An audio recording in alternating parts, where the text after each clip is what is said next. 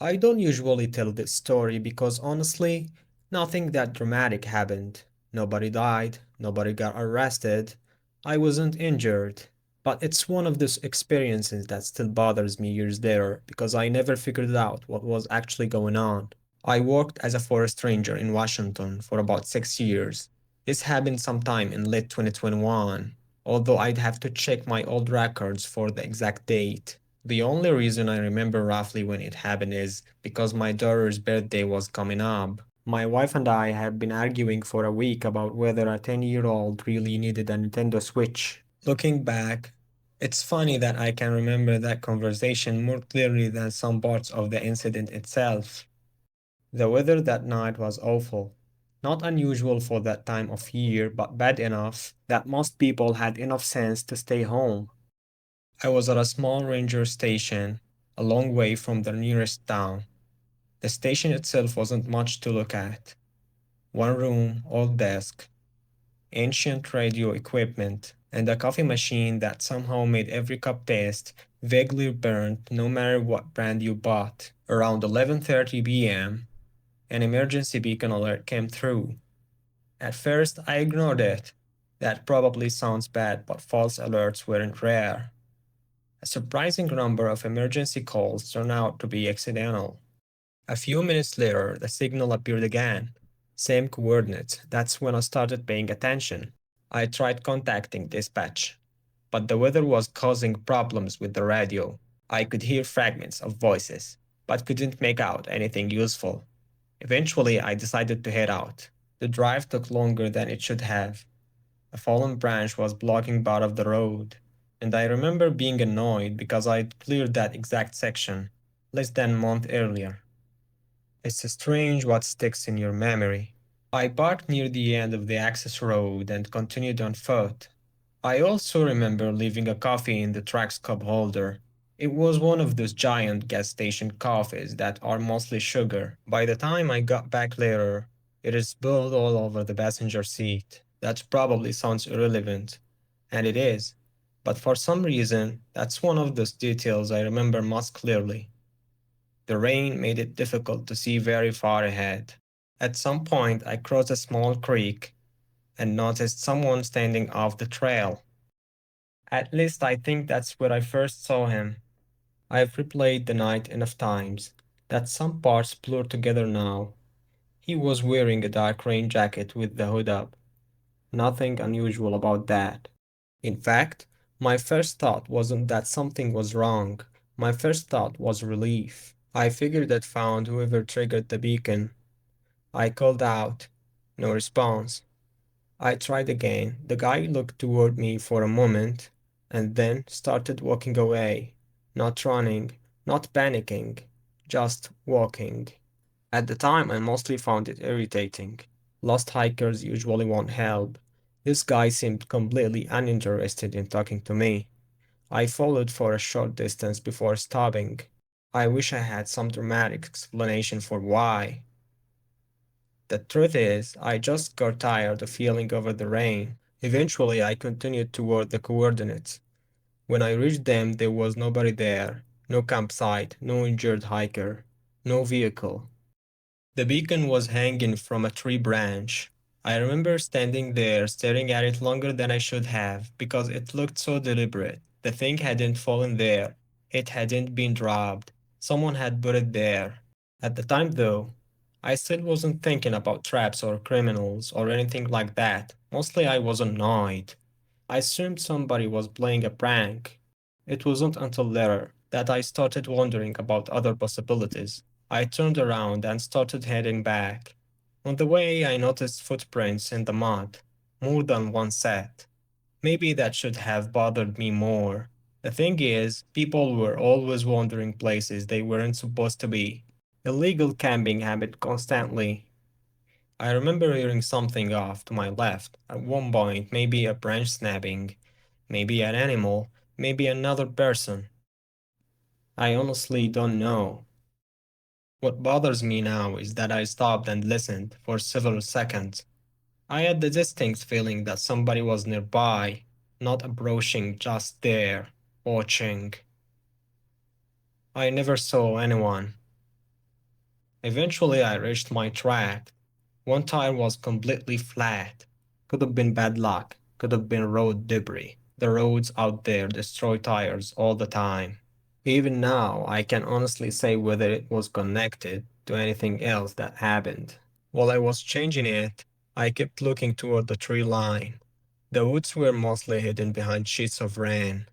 Then, for a second, I saw someone standing there very far away, too far to identify. I can't swear it was the same person. Maybe it wasn't, maybe it was. I shouted something, no response. The figure didn't move closer, didn't wave, didn't leave. At least not while I was looking. I finished changing the tire and got out of there. A few days later, I learned the beacon had been reported stolen months earlier. Investigators searched the area and found evidence that someone had been living out there for a while. Makeshift shelters, food containers, small things. As far as I know, they never identified who it was. I've told this story a few times over the years, and people usually ask me the same question. Do I think the guy intended to hurt me? The honest answer is that I have no idea. Maybe he was mentally ill. Maybe he was hiding from someone. Maybe he simply didn't want to be found. What bothers me isn't what happened. It's how little I actually understand about it even now. For all the time I've spent thinking about that night, I still can't explain why an emergency beacon was hanging from a tree in the middle of nowhere. And I definitely can't explain why somebody seemed to be waiting nearby when I arrived. I almost didn't stop. That's the part that keeps bothering me. I saw the sign for the rest area and thought about just pushing through. I was already behind schedule trying to make it across Montana before the storm got worse. The radio had been repeating the same warning for the past hour: whiteout conditions, limited visibility, avoid unnecessary stops.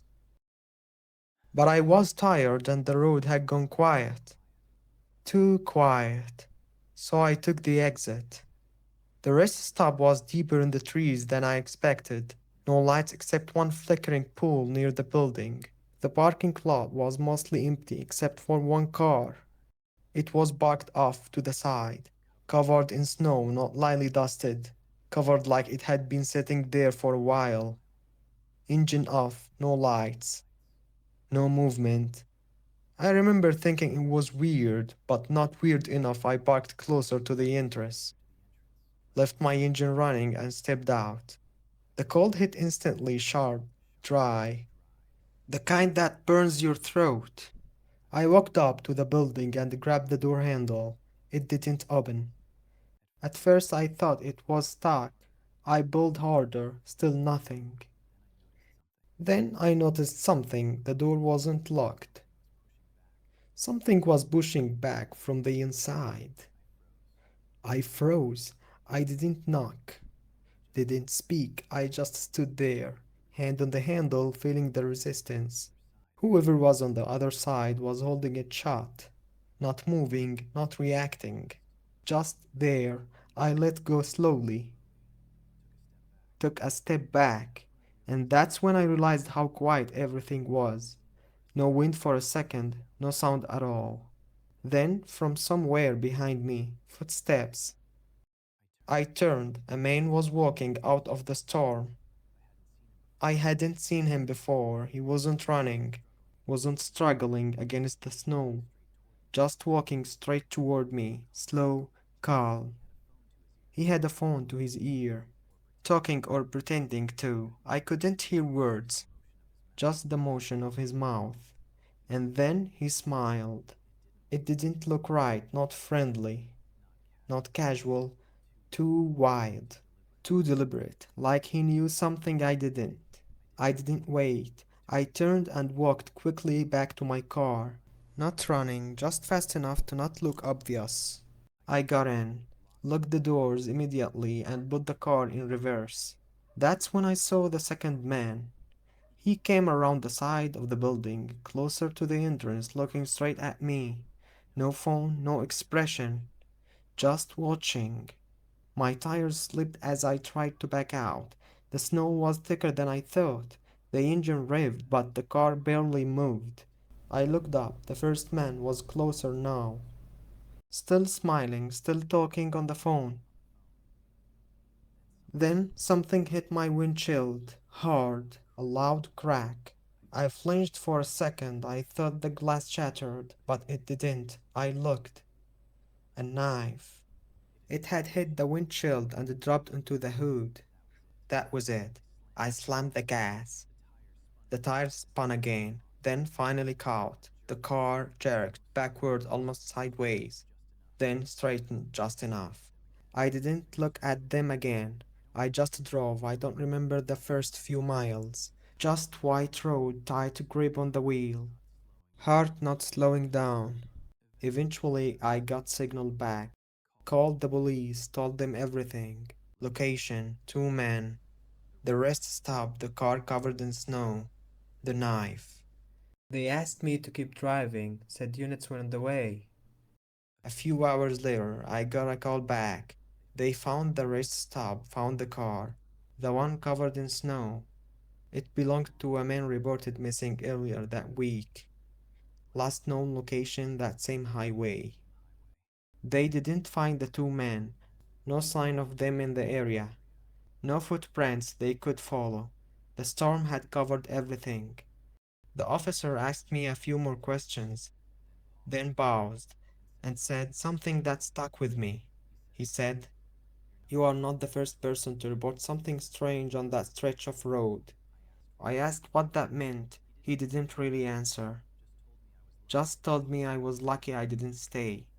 I still think about the doors sometimes, about the person holding it shut from the inside, not trying to get out, not making a sound, just making sure I didn't get in. I don't believe in ghosts or paranormal stuff. I never have. That's probably why this whole thing still bothers me so much. Because there wasn't anything supernatural about it. Just a real person in my house. This happened when I was 17. My parents traveled a lot for work back then, so I spent a ton of time home alone. We lived in this huge old two-story house that honestly felt too big for us sometimes. The basement took up almost the entire house underneath. It wasn't one of this horror movie basement either. No creepy dolls or anything, mostly storage, old shelves, tools, random furniture covered in sheets. Boxes nobody had touched in years. I basically turned part of it into my hangout spot. Old couch, TV, Xbox, mini fridge, stuff like that. There was also a door in the basement that connected to the garage. My parents almost never checked it, so I used it all the time to sneak friends in late at night. One night, my friend Kayla was over. I think it was sometime during summer break, around 1 a.m. maybe. We were downstairs watching a movie. Although honestly, I can't even remember what movie it was anymore. The house was insanely quiet though, like the kind of quiet where little noises stand out way more than they should.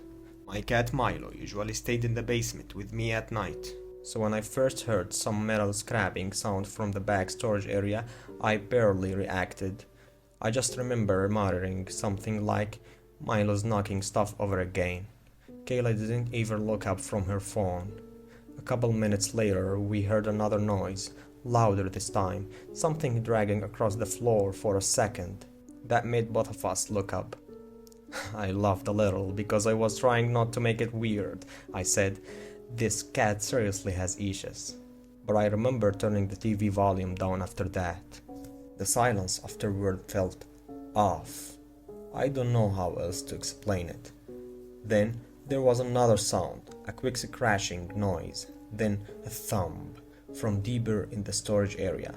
We both stared toward the dark hallway back there. I was about to get up and go grab the cat when we suddenly heard scratching at the basement door upstairs. Then Milo meowed, clear as day. He was upstairs. I think Kayla figured it out before I did, because she grabbed my arm immediately and just said, really quietly, "If your cat's upstairs, then what's down here?" I don't think I have ever felt my stomach drop like that before. I stood up, but not because I was brave or anything. Honestly, I think my body just kind of reacted automatically. The hallway leading to the storage rooms was pitch black. The light switch was farther down the wall, and there was no chance I was walking over there. And then this little foam soccer ball rolled out from the darkness. One of my younger brother's old toys. It just slowly rolled into the light and stopped near Kayla's foot. That was it for me. I grabbed her hand and said, "Nope, let's go." We ran for the stairs. I remember hearing movement behind us while we were running. Not clear footsteps exactly, more like shelves rattling and stuff getting bumped into. Like somebody moved suddenly after realizing we knew they were there. We slammed the basement door shut and locked it. Kayla was crying at that point, and I called 911. The part I still think about the most happened while we were waiting the police. I was standing near the basement door staring at it because I couldn't stop looking at it. And the doorknob slowly turned. Just once. Really slowly. Not aggressively either. That's what made it worse somehow. It felt more like whoever was down there was calmly checking whether the door was locked. Then it stopped. No more sounds after that. The police showed up, maybe 10 minutes later, and searched the whole basement. Every room, every corner, behind all the furniture. They didn't find anybody, but they did find evidence someone had definitely been staying down there. In the very back behind some old mattresses, there was a blanket that wasn't ours. Empty water bottles, candy wrappers, stuff like that. One of the cops pulled me aside afterward and said, "Someone's been hanging around down here for a while." I asked him how the guy got out if all the windows and doors were locked. He looked around for a second and just said, "Kid, if I knew that, we would have caught him." My parents replaced all the locks after that and sealed the garage access permanently. I still hate basements now, even finished ones. But honestly, the scariest part isn't that somebody was hiding down there. It's the idea he was probably there listening to us for hours before we noticed anything at all.